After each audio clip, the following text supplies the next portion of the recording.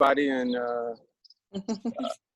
peace and blessings to everyone out there. I'm glad everyone came out, and I'm just pleased to be able to do this for Black to the Land and for the community.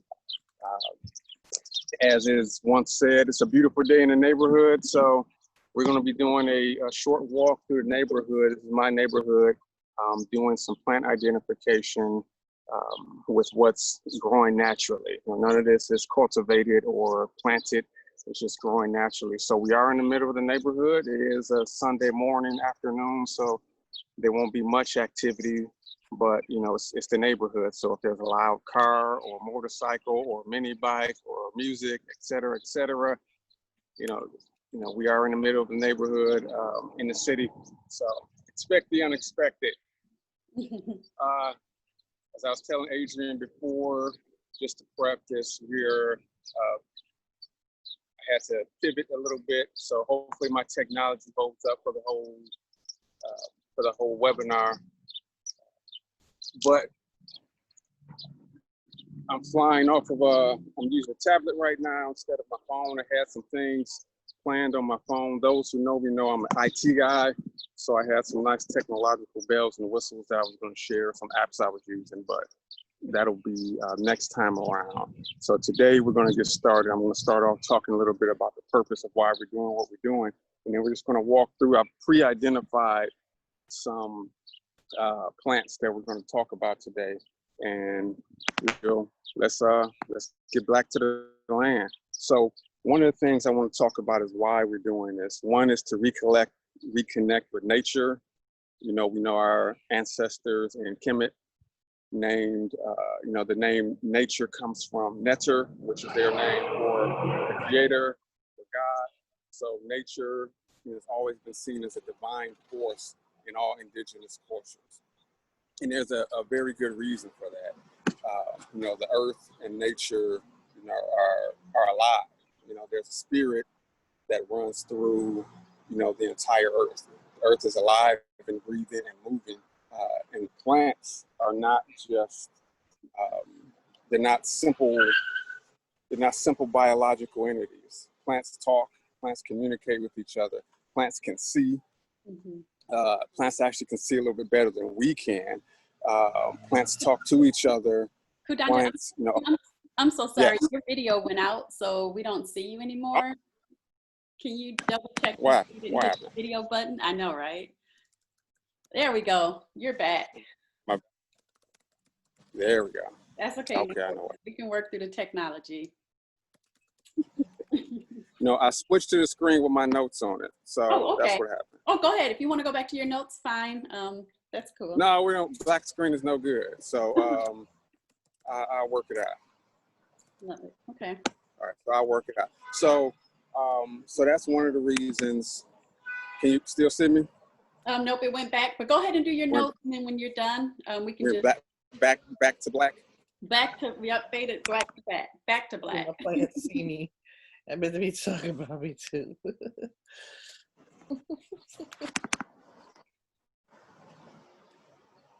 All right, so another reason we're doing this is food security.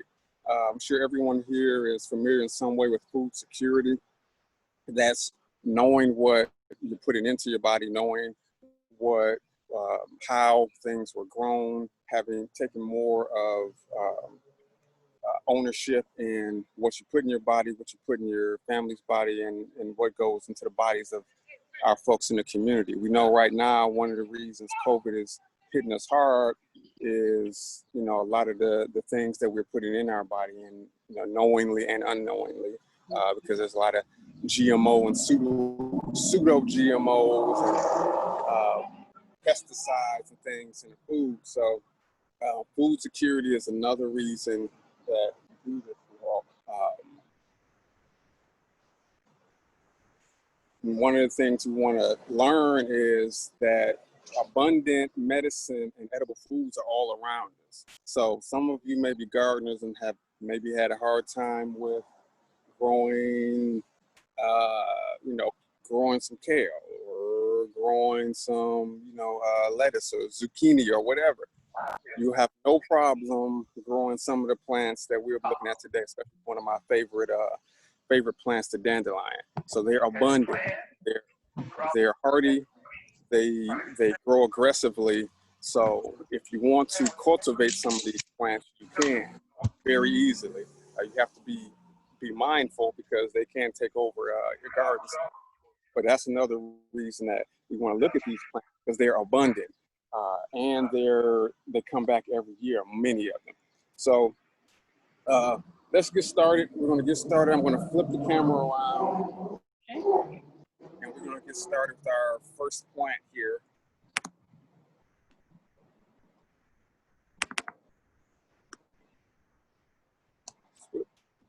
All right. Okay. You can see it.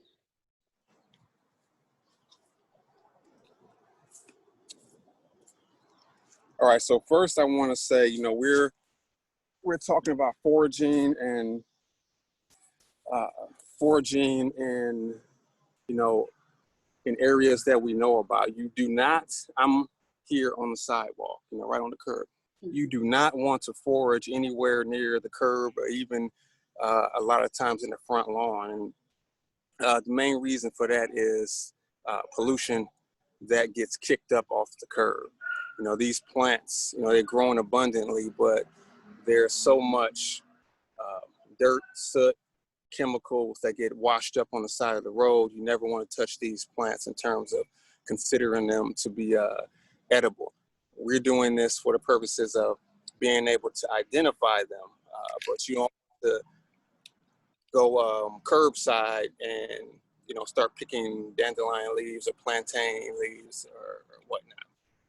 So the first one we're going to start off with here is, oh good, we got two right next to each other. I was hoping that would happen. Okay, so we have plantain, not the delicious Caribbean kind, unfortunately, but we have two types of plantain here. We have greater plantain and lesser plantain, also known as, there we go, broadleaf plantain, which is this one here. Okay. And narrow leaf plantain, which is this one here. I don't know if you can see the narrow leaf. There we go. It's a narrow, a little bit thicker than blades of grass. So that's narrow leaf plantain. This is the top of the narrow leaf plantain where the seeds are. And one thing about these plants, and you'll see that if we find a blooming dandelion, is these are the seeds. This is how they propagate. So they just wait for the wind or for someone to kick it over or a cat to come by, and the seeds spread.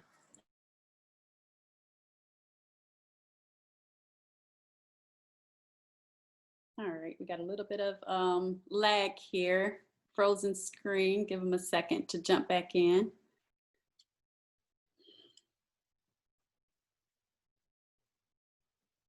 No, the internet can be tricky sometimes. All right, Kundaja, you're frozen. We'll give you a second, a little bit to come back into play here.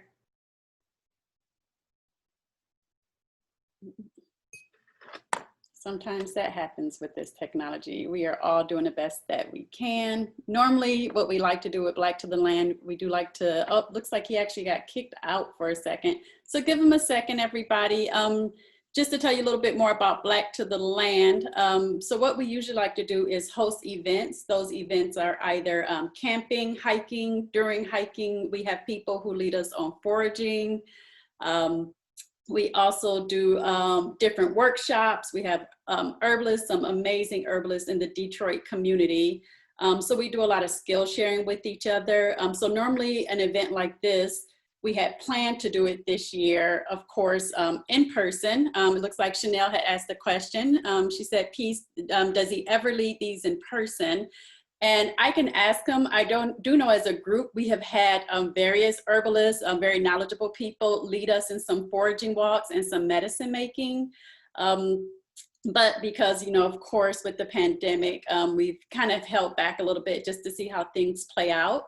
The good thing with the outdoors is that the space is so vast, right? So there are ways that we can still do this and practice social distancing, mask up, you know, everybody be safe.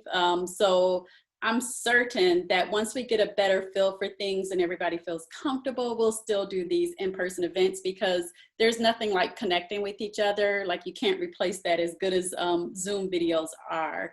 And we see even, you know, here, it looks like he was having some issues. Joanna says, are children allowed at outdoor events? Definitely. Most of our events, if not all of them, are intergenerational. So we make sure that we have youth on hand. We've had campouts where babies, infants almost, newborns, all the way up until elder adults.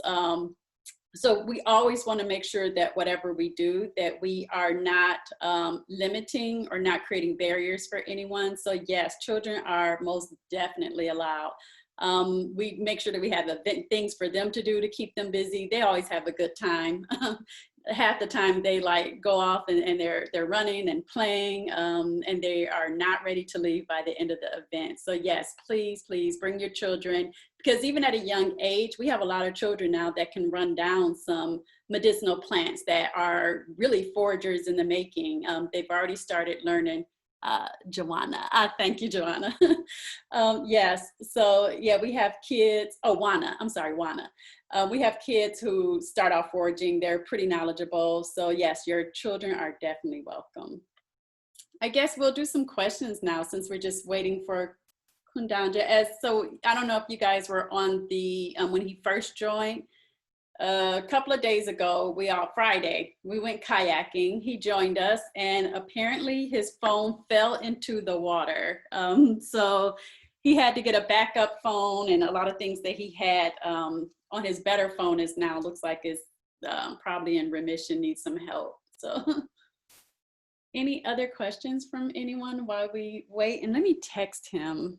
Actually, I don't even think I can text him, because I think I have the phone number that is having issues. I'm going to put everybody on gallery view, and I'm going to unmute for a moment. I think this would be good just for us to wait for him to join back in. Okay, Chris said he's going to text them to make sure everything's okay. You know, if we continue to have issues, I hope you guys are okay with rescheduling. We may have to do that. I'll give him a little bit of time to jump back in.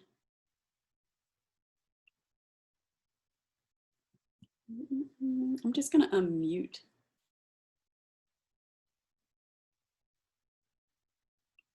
Right now, I'm going to allow people to unmute. Does anybody have any questions, or how did you find out about this event? Does anybody want to share that? Did you find it on Facebook? Was it Instagram?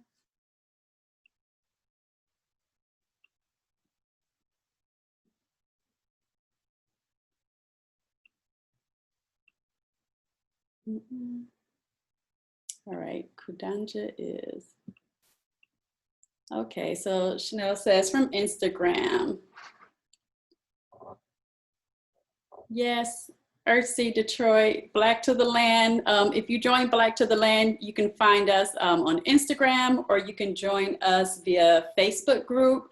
Like I said earlier, we do a lot of outdoor events, reconnecting Black and brown people and people of color back to nature, connecting to each other.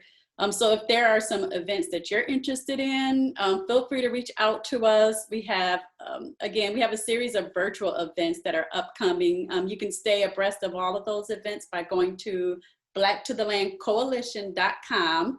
I'll provide everybody after this, you're gonna get an email after the event, so you'll be able to see our information there. If there's anything in particular that you're looking for, if you want to become more versed in foraging. Someone asked about, are there foraging events that are led in person? And yes, we do have that. And like I said earlier, I'm pretty sure there's ways we can still do it with respecting the social distancing and playing it safe.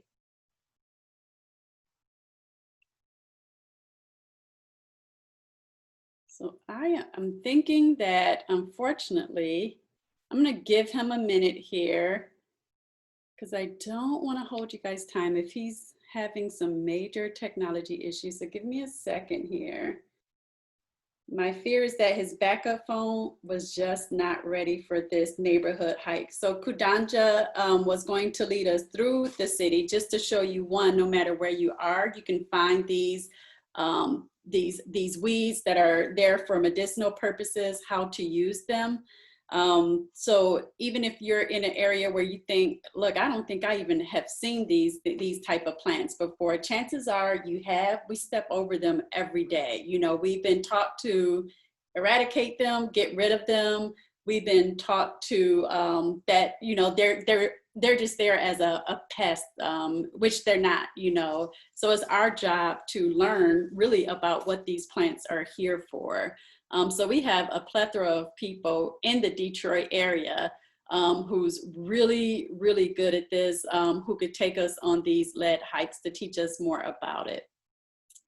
All right, if you guys, there's some people that just joined. As a note, we're having some technical difficulties right now. Our presenter, Kundaja, was unfortunately, looks like he got kicked out of this meeting. So we're hoping that he can join, but I don't see him here yet. So I'm just gonna give him a few more minutes and then we'll have to make a decision on what the next steps are.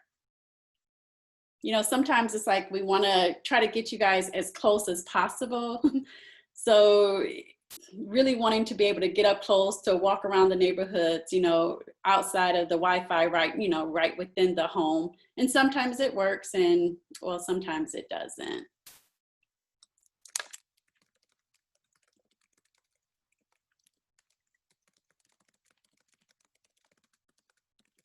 I'm just going to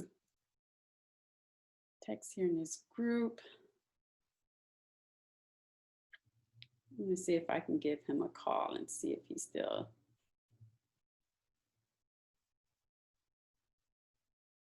Gotta love it. Even your best plans sometimes just doesn't work.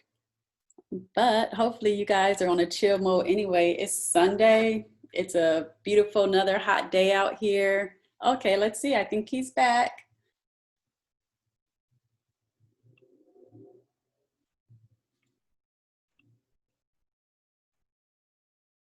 All right, give him a second. He's trying to join back in here. And I can tell because I see that there's like a joining button for him. So that lets me know that the technology there is just a little bit spotty. So we're gonna do the best we can. If we have to do this again, what we can do is we can do a recorded version and then we can watch it together. So that way we know the technology is seamless and then we can have discussions about it. Maybe you guys can tell us about plants that you're learning about in your area, what initiatives are out there to teach the people about these plants and really what are you doing in the community?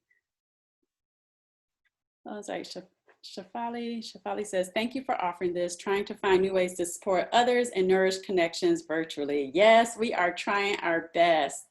We're trying our best. You know, we always try to find a workaround because y'all know we good at that. Like that's just in our blood to be able to find workarounds to make it.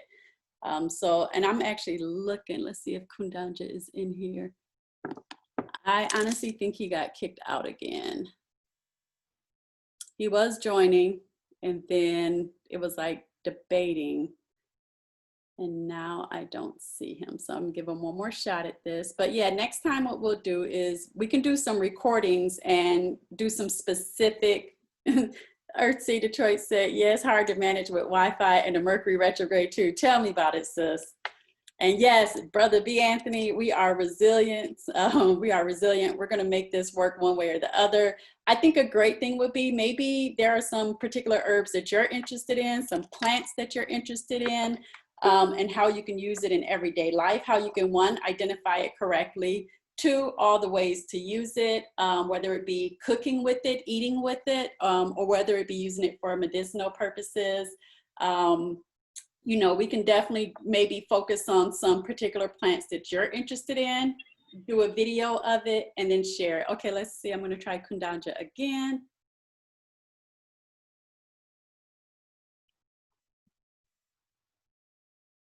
Okay, he's connecting. Let me make him a.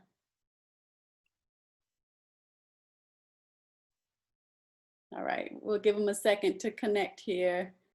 Right, that post-eclipse shake up for real though.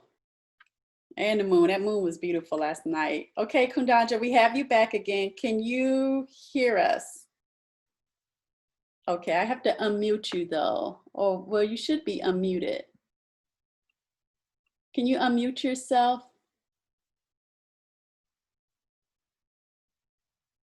I think I accidentally muted you. So you should be able to unmute yourself if you can find it on the button there. I hear you. All right, are we good?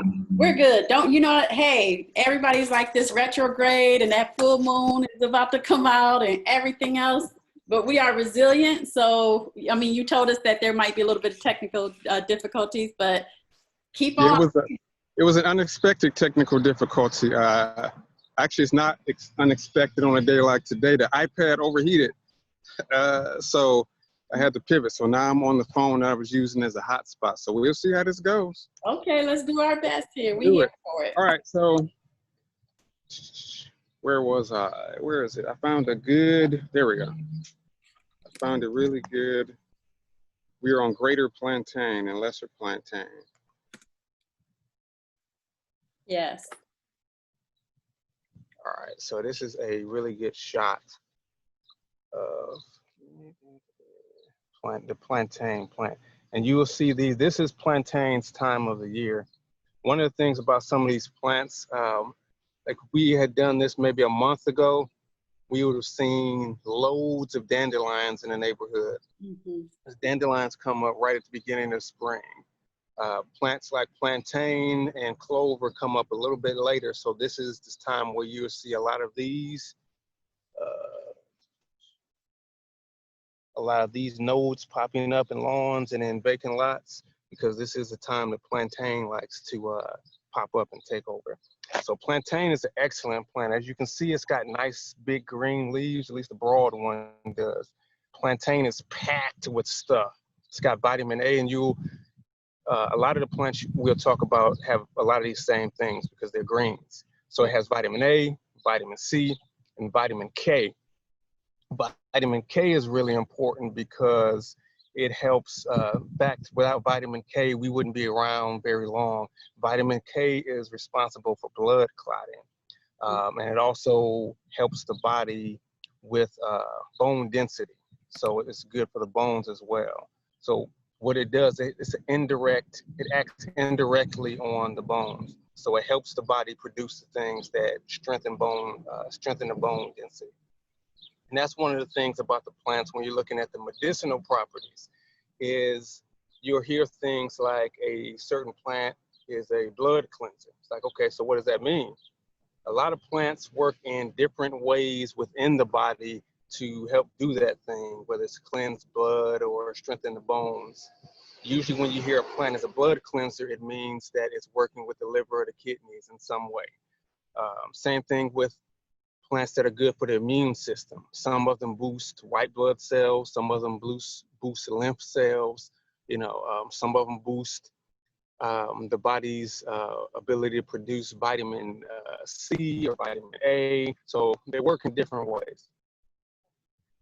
So not only does it have A, C, and K, but it's also super good inflammatory as well, used internally and externally. Plantain is also known as the nature's Band-Aid. I can pick a plantain leaf here.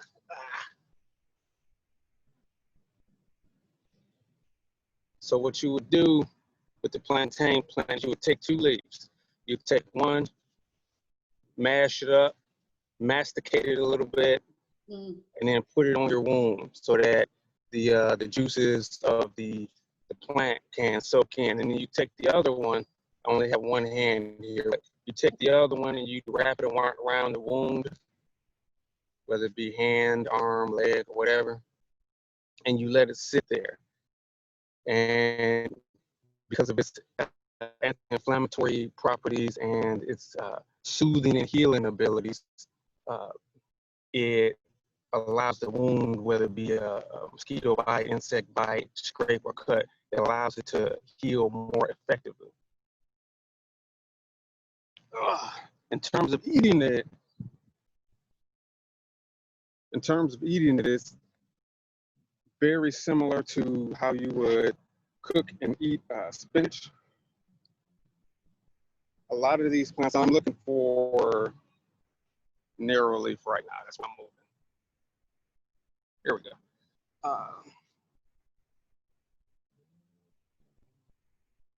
Here's some narrow leaf plantain mixed in. I actually picked a really good spot because there's about 5 or 6 plants in this area that we could talk about. So it's packed. So there's white clover here, there's red clover over here. We got some.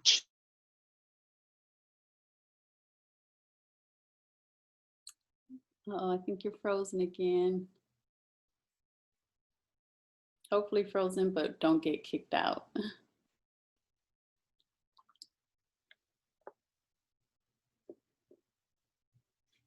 Uh-oh, Kundaja. I think you are, man, it's just not letting you share this knowledge today with us. My goodness.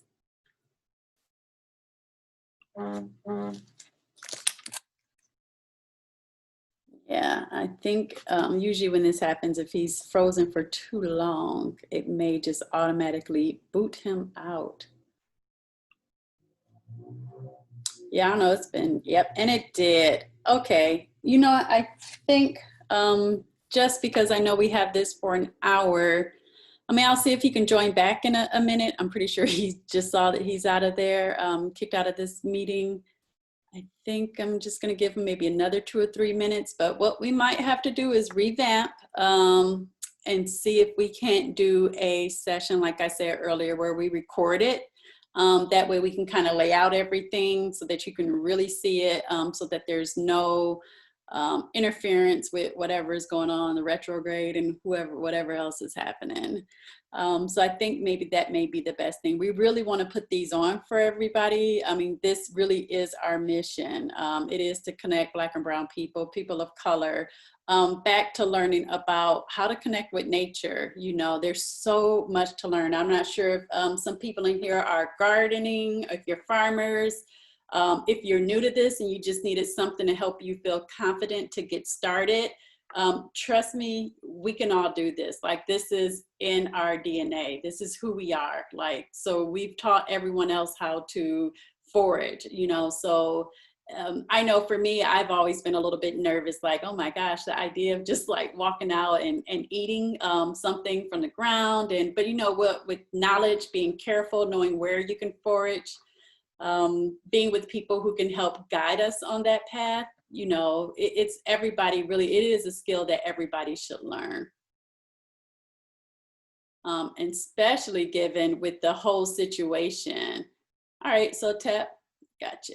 All right, I'm gonna give Kundaja a few minutes.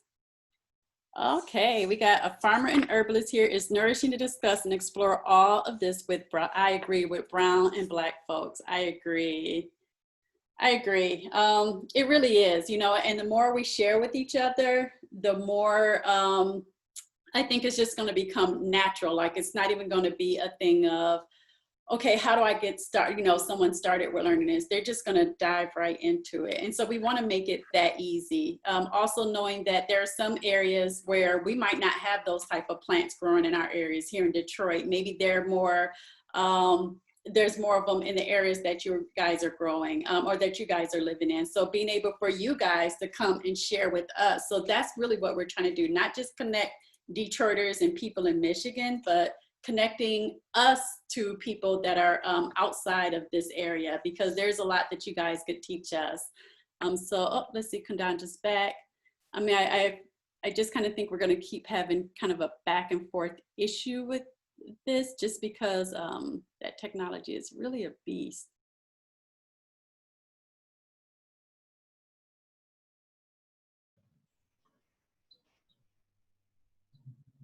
All right, can you hear me? Yes. Okay.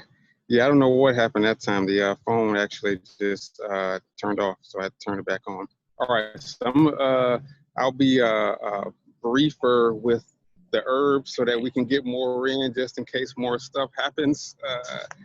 We can at least get a few more in with a little bit less depth, rather than trying to get more in with more depth and then having to reboot Yeah.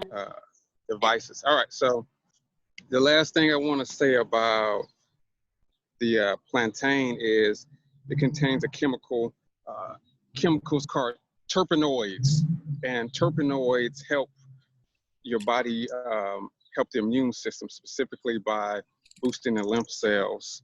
The lymph cells are, of course, the cells that, where's my, the cells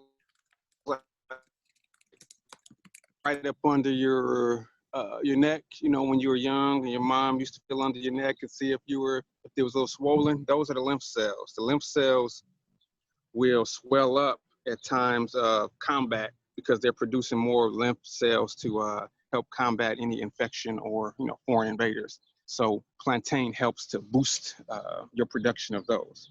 So we're gonna move right next door here to, so I can see what I'm doing here. We're gonna move to one of the most beautiful plants that we have here today that grows all around the neighborhood. We have red clover. We also have white clover. You can see all around here too. So the white clover, of course, is the one with the white head here. The red clover is the big, beautiful one here. The red clover, you can pretty much eat everything above ground. So the head, the leaves, the stem, especially when it starts to get a little bit taller, gets a bit starchy, you know, a little bit hard, but it's all edible. All the stuff above ground is edible.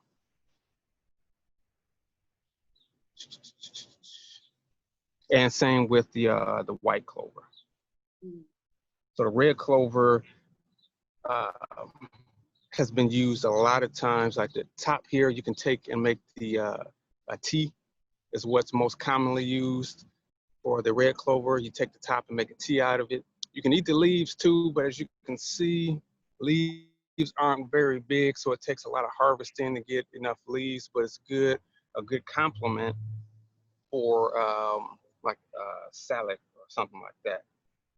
Red clover has been used by a lot of indigenous cultures for many different things. Some of those are for a lot of things that deal with women's issues, so menopause, menstruation, things like that. But it also helps regulate estrogen as well. I know sometimes when we have men in the audience and we start talking about estrogens and phytoestrogens, they go running for the hills. But all of us, you know, men and women need estrogen, and red clover does contain phytoestrogen, which is plant-based estrogen. And what it does in the body is it helps to mimic estrogen, which helps to regulate the amount of estrogen you know, that the body is producing.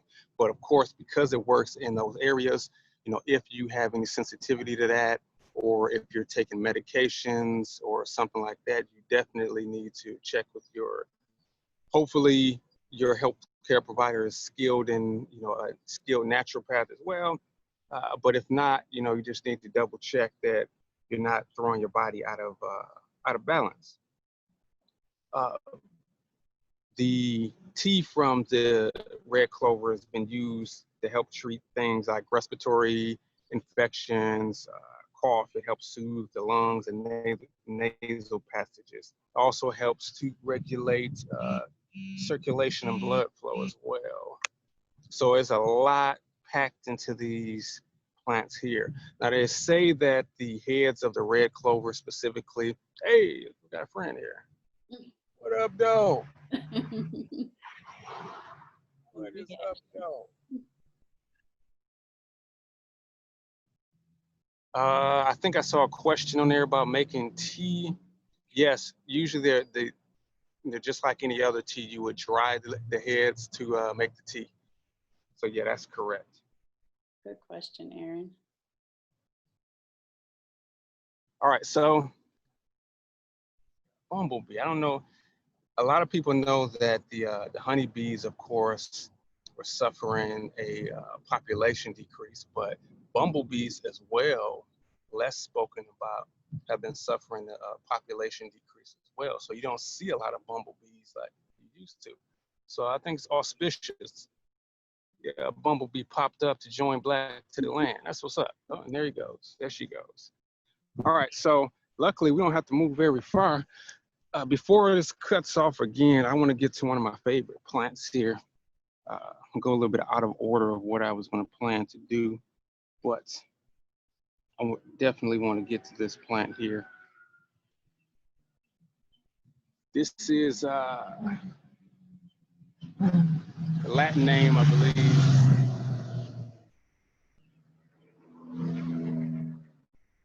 The Latin name for this one, I believe, is Daucus carata.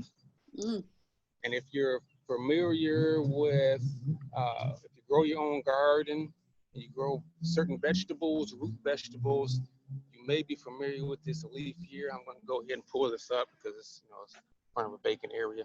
You don't want to be pulling up your neighbor's stuff. It's not being very neighborly. So try to pull it up without breaking the root. There we go. So it has a long, thin taproot. Now I need everybody to turn on their smell-o-vision and take a whiff. If the smell-o-vision is not working, if you have any of these in your area that you can pull up, go ahead, pull it up, bruise or scrape the root, and you will find that it smells just like carrot. That's because it is. This is wild carrot. Oh, wow. Also known as Queen Anne's lace is another name. This one hasn't fully bloomed out yet. We have a few more. I don't see any that are spread the full head, but when it fully spreads out, the head will be flat, not conical like you have here. The head will be flat and beautiful, and it can grow 3-4 feet in the air. Now, the wild carrot has a lot of interesting properties, and it's a very old plant as well. Known cultivation of the wild carrot goes back probably 5,000 years or so. So it's a plant that's been around for a while. 1 second here. I think I have that growing. I've been trying to figure out what is that growing in my garden right now. It's huge, and it looks like it's about to flower. So I'm gonna, after this, run out there and see. It's either wild carrot or yarrow. I don't have yarrow on my list today, but we can take a peek at some yarrow as well. I need to flip. Whoop. Oh, honestly, she has a ton in the garden. Had no idea they were useful. I did not either.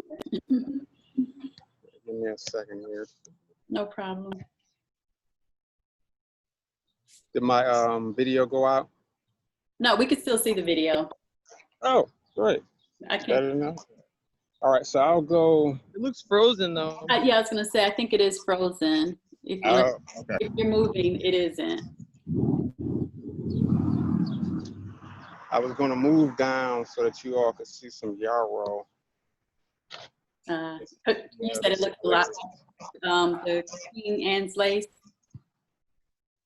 Say that again. You said it looks a lot like Queen Anne's lace. No, it it does. The wild carrot and the yarrow kind of look very similar, but if you know how to recognize the leaves, that's what tells you the difference. The wild carrot has a distinctive carrot leaf. All right. And Tefira says, be careful with Queen Anne. She has a lookalike that is poisonous. All right. So good to know. Always know what those lookalikes are. Someone said, yep, looks like hemlock.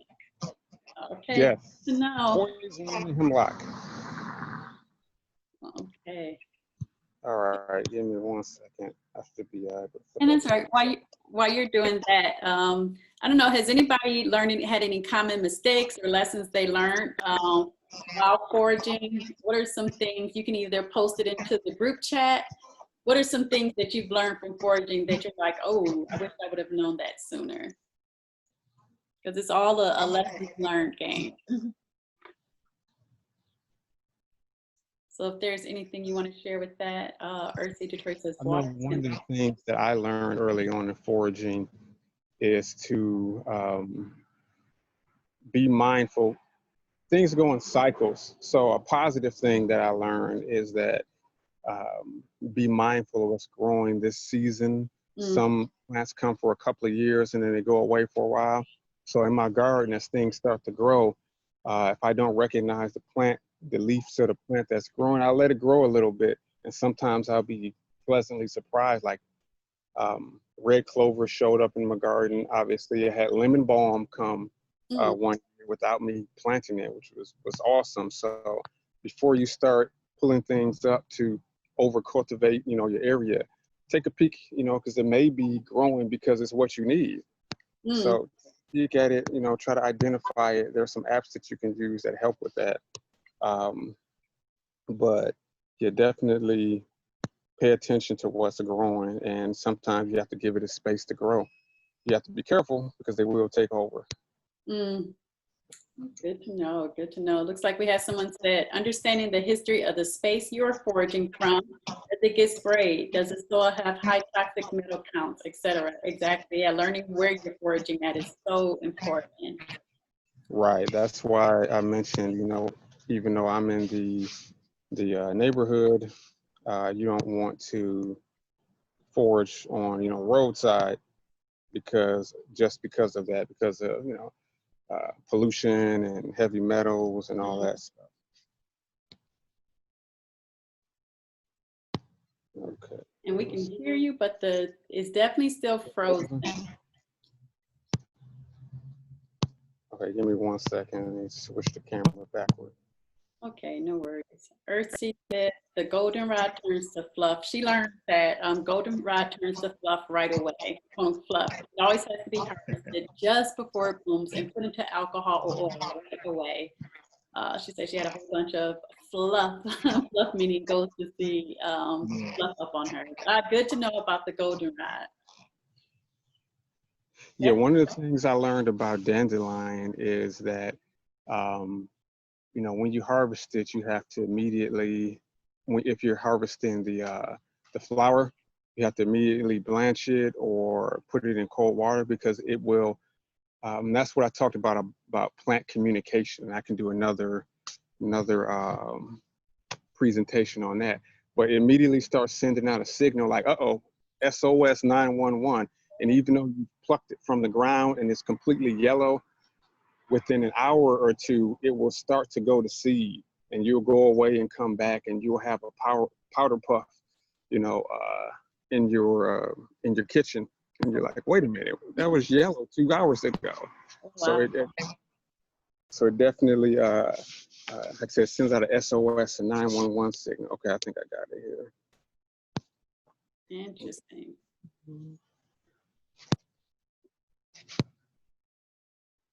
Okay, you're back. We can see it. Okay, so this is yarrow. This is my yard. I started growing yarrow because I have a beef with grass. I don't like grass very much. Probably because I can't eat it. But yeah, I started growing yarrow. My yard is probably 80% yarrow at the moment. But this is yarrow. You can see it has a similar top to what a Queen Anne's lace would have, but you see it has more of a fern-like leaf on it.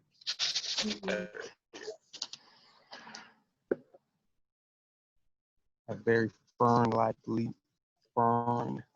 leaves. There we go. A little bit better. So I have yarrow like all over my grass. This is mostly yarrow growing here. I cut it. I let these grow in the center of my lawn just for beauty's sake. Now we're gonna go over and look at another wild carrot that's a little bit spread out. So you can maybe see the similarity.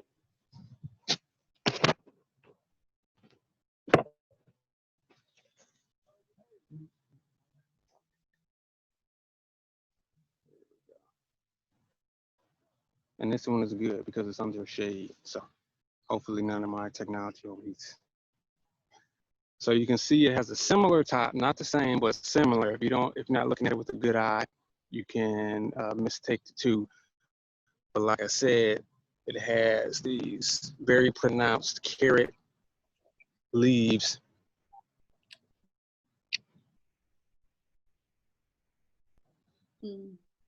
So you can easily tell, one from the other. Now, in terms of what you can do with the carrot, the main parts of the carrot that are eaten are the root and the up to. I'm sure my neighbor's not going to mind. So you said the main parts that can be eaten are what? The roots and the seeds. The seeds have interesting history. The seeds, if dried out and pounded down and concentrated, were used as probably the world's first known morning after pill, so to speak. So it would be used for Queen's got everything. That is correct. I don't know if I can zoom in on this camera. It doesn't have the megapixels as the other one, but it does have a hairy stem. They look like they're prickly, but they're not. They're just fuzzy, slightly fuzzy. So that's one of the uses of the seed of the wild carrot. In lower doses, the wild carrot seed is used as a diuretic and a laxative. The seeds also are known to be added to like soups and stews because they're very aromatic. They have a very carroty smell. So they're used in soups and stews. The carrot itself, the root itself, it doesn't get much bigger than this. If they get older and taller, it can get a little bit thicker. It's not going to be the size of the carrot that we know. Of course, a lot of the things that we know from the carrot to corn are not what they used to be. So this is what a carrot used to look like, and then it got a combination of grafting and genetically modified. Now we have the big, bright orange carrot. But this is the ancestor of that carrot. Oh, wow. Did not know that. Yeah, and the root is known to, some will say again that phrase, a blood cleanser. But what it does is it helps stimulate the liver. So it's good to help cleanse the blood because the blood is primarily cleansed by the liver and the kidneys. So this is a good root, a good liver tonic that can be used to help cleanse the blood out if you got stuff going on, or just to keep you tight. Sometimes you don't want to wait until you have symptoms. You want to keep yourself tight. So wild carrot is very good at removing waste, helping the body remove waste through the kidneys.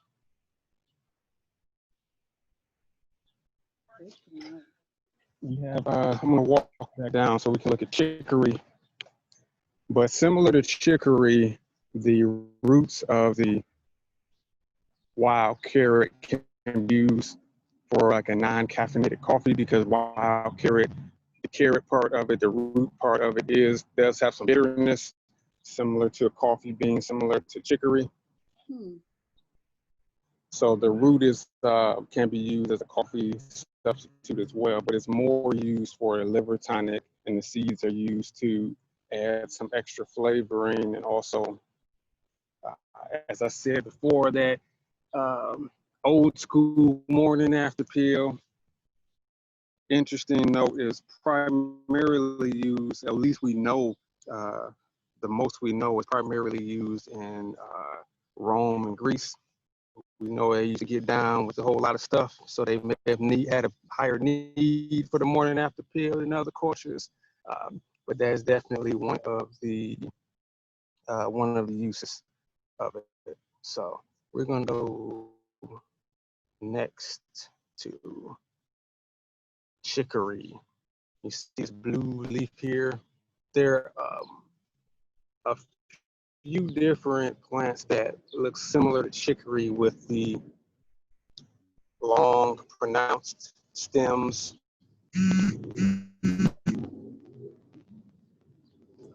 Got a buzz. So with the long, pronounced stems, another one is a sow thistle, which I don't think we'll have time to look at today. But one of the ways you can tell chicory is these beautiful blue, purplish leaves that it has.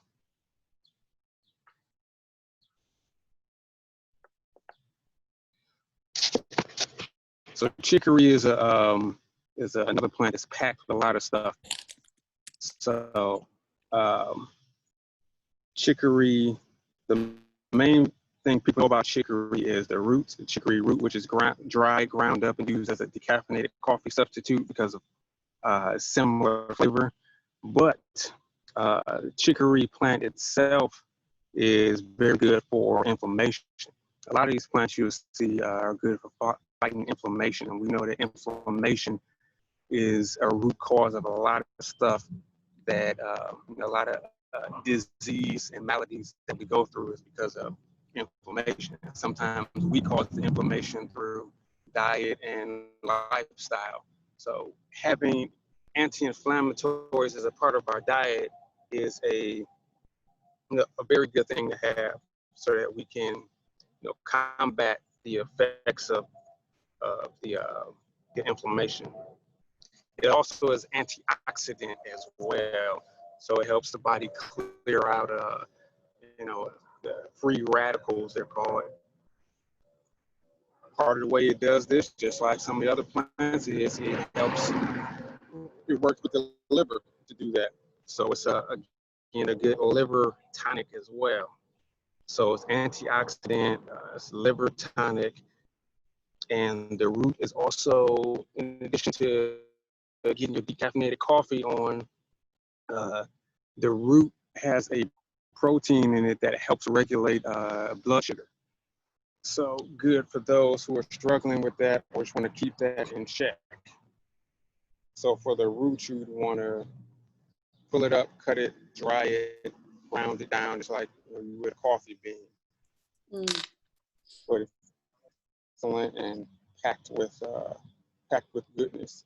It also has one of the few plants out here that has vitamin B. It has B6 and vitamin C as well. Nice.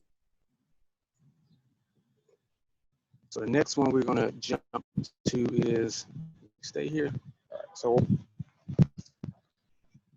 going to take a stroll here. Okay, while you're strolling, I know we have this till 1 o'clock. If people are still open to just kind of hanging out for a few minutes, after this, we'll do maybe some questions, and then we'll close out with, I'll let you guys know. Kundaja, maybe a cool thing we could do is record this or do this again and record each plant, focus on it, and then we can do kind of share that out. I can help make a slide deck of the benefits, where they can find it, and all that good stuff. We share it out to the people who attended.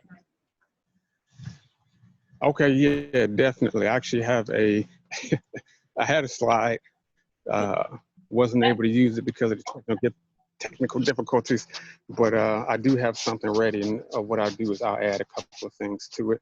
Okay. Because someone had asked earlier, do you do actual in-person foraging walks at all? So if that's something that I haven't, but I can, yes. Okay. That's not something that well, I take that back. With sons of Heru, with the youth, that's one of our things that we do, is we do a plant identification walk through the neighborhood. Okay, cool. We'll kind of we'll bring it down to the level of youth, but we definitely get them identifying plants and some of their uses. Okay, yeah, that'd be nice. If I was saying, you know, with the outdoors, it's always a good way to spatial distance. You don't have to be really close and next to each other. So I'm pretty sure we can put something. Say that again. I was saying with being outdoors, there's so much space that we could definitely do this again. Maybe have a few people in person, and you can run down some of the plants that you showed us today, so that we can identify them, learn all the medicinal properties of them. So that would be cool if in the future we could do something with you, some in person. Can you say that again? I missed pretty much most of that. Oh, yeah, I know. I think I kind of went out as well. I was just saying, you were talking about the in-person that you did with the Sons of Heru, rites of passage. Yeah. Juana, I think that's what you were asking for. I'll type it in the chat. Yeah, maybe we can do like maybe a 10 or 12 person social distance field and identify personally, see if we can identify some of these plants that you showed us. Yeah, that would be good. Almost like do almost like a scavenger hunt type thing. I love it. Yes. So the last one I'm going to do, I really wanted to hit dandelion because it's so power packed. But the last one I want to do is right behind me here, and that's a burdock. Oh yeah. So I'm going to flip the camera now that I'm flipping around here.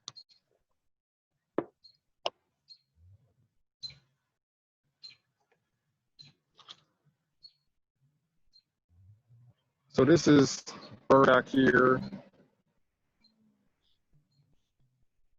Burdock here. Burdock started growing in my yard, so I started cultivating a place for it to grow. I don't have any. I'm looking for a burdock that has it's more fully flowered, but I don't have any. So you can tell burdock a couple of ways. One is by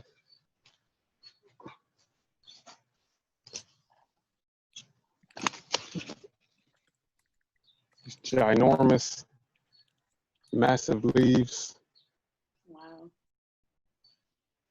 And the other is by the flower heads here. You can see any bigger ones.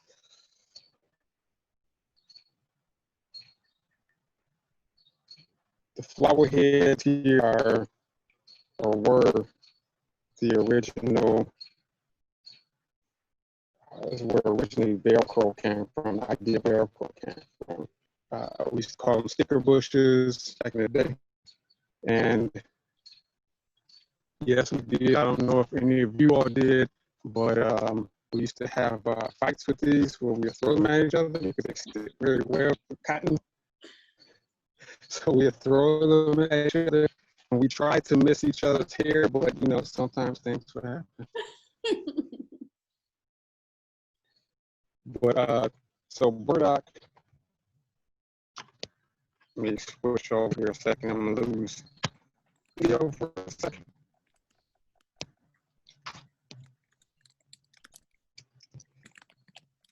But for burdock, there are two primary parts of the plant that are used, and that is the leaves and the root. Now you see my burdock is more overgrown. That's because I'm just growing it, pretty much grow it. If you're gonna eat the And I think your screen is frozen. Oh, actually, you're all frozen now. First, the video froze. Lottie says with the burdock, kookaburras or kookabugs. Oh yeah, I hated those things. They get in the dog's hair. I absolutely used to hate those. All right, I think he is, again, he's probably gonna be removed out, but we are already at 1:07. I was hoping to get some time for everyone to ask questions. Again, I think, you know, when we're trying to be out and about and take technology with us, it just ain't, it can't, oh yeah, and he's gone now. technology just cannot hang with nature. As wonderful and as whatever built out and advanced that they try to make it, it is so limited. So this is why having an in-person class, you know, maybe that's something we can still do before, maybe come right before fall. We can invite out, you know, maybe a small group of people, and we can have Kundaja take us around and look at some of identify the plantain, the broadleaf, and the narrowleaf plantain, and the yarrow, and the Queen's Anne's lace, all of these things that he talked about today. And then we can have an up close, like a really personal learning about the plants. So never fear. I think it still was a great session for an intro. It sounds like some people, I can tell in the chat, are well versed, which I love it. And hey, when you know something, I really want you guys, like, share it with us. Whether you go into Black to the Land on Facebook, if you are in Black to the Land on Facebook, actually you'll see it as Black to the Land Detroit. If you're in there, do a live video of you sharing maybe your favorite, you know, your favorite plant and why that plant is near and dear to you. If you're making medicines with it or cooking with it, you know, share with us maybe some less commonly talked about plants that we don't really get to hear about. But definitely what we are going to do, since Kundaja, probably by the time he joins in, we'll be out of here. But I will assure you, I'm going to work with him, and I'm going to get with him and make a slide deck. He said he already had one, but we'll get one that talks about all of the plants that he showed us today, break it down to all of their medicinal components and why they're important, why we should know about them. And then we will put that on the Black to the Land Facebook group so you can access it. And then, like you said, let's study it, because he already said he's willing to do a outdoor event with us where it's going to be like a scavenger hunt. I think that's a great idea. So we'll do the studying, and we'll have to see how quickly or how correctly we can identify these plants. So I don't think he's going to jump in, but I do want to tell everybody thank you so much for joining us on this beautiful Sunday. Hopefully you got the rest of the day to relax. Please look on the Black to the Land Coalition.com Black to the Land Coalition website. If you go to events, you will see all of the events that's upcoming. So Kundaja let us off with foraging, but what do you do after you forage? You know, he talked about the medicine. So we have Regina. She is going to take us through and show us how she cooks with the wild, cooking with wild plants. And then followed by that, we're going to have Lottie of Earthseed Detroit. Lottie is going to show us how to prep and make medicine after we forage. So this is a 3-part series. Additionally, we have some other series that will be coming out. They're all related to Black self-sufficiency. We'll do something on defense, being able to take care of yourself correctly and in the right way. We'll also do, okay, Kundaja just joining again, but we'll also have some events on canning. So that's another thing, starting a garden, gardening 101, how to can your food. So we have a lot of stuff coming. So tune in. If you can't make it, we'll record these. Oh, Kundaja's back. I was just letting them know that, can you hear me? Yes, I can. Okay. I was just letting the people know that we'll work with you to get that, to get a slide deck and all the plants that you talked about today. Maybe we can take the time to look at that, learn about their properties. And then when you're up for that scavenger hunt, we would love to do that. Maybe we can do, okay, let's find all the plants that he taught us and see what we know about those plants. So if you're open to doing that, Black to the Land Coalition would love to set that up with you. Another thing we could do, social distancing wise, we probably need a host and a co-host to keep things going smoothly, is we can do a neighborhood scavenger hunt. So we can pick out plants. Like if I had told everyone to find red clover, plantain, dandelion, and maybe one other, it's a pretty good chance that people would have been able to do that. So maybe we can have people pick a location. We can pick a location ahead of time and then do the scavenger hunt. And then people can come back with their videos and show what they got. And, see if they're able to find it in their neighborhood or their local park or wherever they decide to do that. But either or I will be good with. I just wanted to real briefly before the technology crashes again, just get a couple of words in about burdock because it has so many medicinal and edible properties. So burdock, that's why I skipped dandelion because a lot of people kind of know about dandelion, but burdock is packed. The leaves and the root have potassium, selenium, magnesium, vitamins A, E, C, B. Wow. I believe it also has vitamin K in there as well. It also helps, it works synergistically with some of the amino acids. So like L-arginine and glutamine and some of those. The root is good for detoxification, which basically means it works with the liver, and also is good for circulation as well. But the leaves, just like most green, it's good for cleaning radicals out the system, which can be. One of the things I wanted to say is a lot of people when they're touting herbs, they'll say this cures cancer, or this helps cure cancer, or prevent cancer, or cures AIDS. I don't go there because the indigenous and the scientific evidence are both not.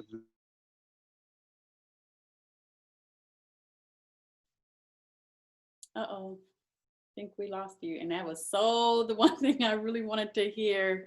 Kundaja, I think we might have lost you again. I know, cliffhanger.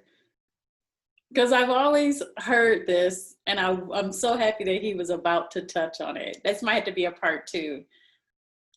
Yeah, I think at this point he's going to get kicked out. Okay, that's okay. I'm going to get with him and record this and have him where, again, maybe it's just going in an area that technology is a little bit better. Either way, we'll record, piece it together so there's no space in between. And like he said, maybe he'll have us identify, he'll write out a couple of plants. We need to go identify it. So I know everybody has a nice Sunday planned, even if it's just relaxing, which is what I hope I'm going to be doing. But my garden is begging me to come outside and give it some attention. But thank you everybody so much for coming today. Again, blacktothelandcoalition.com. Please go and check out those events because they're going to be more and more uploading. Additionally, look out some things that we have that we've been working on. We talked about doing a Browns, Blacks, and Kayaks event where we can get people out to kayak. Don't do like Karanji and take your phone out there without protecting it. It will go into the water because we get a little crazy in the water sometimes. We have so much fun. But thank you all for coming. If you have any questions, feel free to email us at blacktothelandcoalition@gmail.com. If there's something you want to see, we are more than happy to present that for you. So with that being said, everyone have a great day. Thank you. Thank you everybody for joining. I'll see you guys later. Bye. Peace.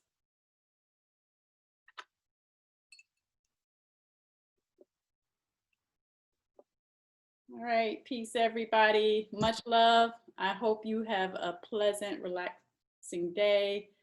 I'm going to kick it with Kundaja because I need to hear what he was about to say about them plants. People claiming all the claims that people make. Kundaja, I think you're, I kind of wrapped it up with everybody, but I need to hear what you was about to say about making claims. These people that make claims about plants curing cancer and AIDS. So first, it's a blessing to be able to do this for Black to the Land, and I want to continue to do more with Black to the Land, and get back to doing what I do, which is working in the community and using my skills for that. So, creator and ancestors push me forward. I continue to do that. So before I get cut off, I just wanted to say that peace to the creator and the ancestors and Mother Earth, who has blessed us with all this knowledge that we have today. So yeah, making false claims about COVID and just about plants in general. We know we have, I'm an IT person, math degree, so I'm a scientific thinker. but I'm also, you know, an urban shaman as well. So I've studied with healers from Ghana and Peru, and you know, here in the United States. So I like to bring both sides to whatever I'm doing, and I do essential oils as well. And you'll find one of the things that I research is that there are certain things, the actual properties that essential oils have that make them do what they do. It's not just, oh, lemon smells good, so it, you know, lavender smells good, so it helps you calm down. It's like, no, there are properties in lavender that work with the central nervous system that brings about those, you know, those changes in the body. So with that said, you know, we have thousands of years, tens of thousands of years in some instances of research, indigenous research. We also have what's a budding field called ethnobiology, I believe it's called. I like to call it kleptobiology or kleptomedicine. Basically what they're doing is taking the indigenous uses of things and doing medical, you know, experiments and verifying them. And then, you know, somebody from Harvard can say, hey, we found that, you know, lavender does so and so, such and such. But the beauty in that is that, you know, as I like to say, the rich doctors are, you know, authenticating the witch. Uh-oh, you're frozen again. Okay, that's all right. We're gonna get Kundaja on another day. DJ, I see you still up in here. Chris, Black Sun, peace, what's up? First off, we're gonna get him in person. That's what we're gonna do. Even if we gotta get 2 sessions and get a group of, you know, like 12 or 15 in each group. Again, the Great Outdoors is great because, I mean, we can space out as much as possible and still get this knowledge in person. Kundaja is dynamic. I'm excited. I'd also like to get him on one of my podcast episodes. So I'm gonna be kicking it with him. I'm gonna be bothering him, pestering him over the next couple of days. But for the rest of you guys, have a good day. Peace. I love y'all, and I will see y'all later. Bye.